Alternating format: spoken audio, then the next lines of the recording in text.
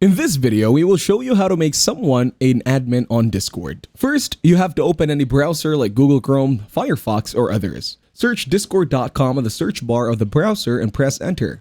You have to log into your account. If you don't, then create your account. Go to your Discord server and click on the server name at the top left corner to open the server settings. In the server settings, navigate to the roles section. If you haven't already created a moderator role, click on the plus icon to create a new role. Name it moderator or something similar. Customize the permissions for the moderator role according to what you want your moderators to be able to do. Generally, you would want to grant them permissions like managing messages, kicking and banning members, and etc. Once the moderator role is set up with the appropriate permissions, go back to the server and find the member you want to make a moderator. Toggle on all the options by scrolling down the website.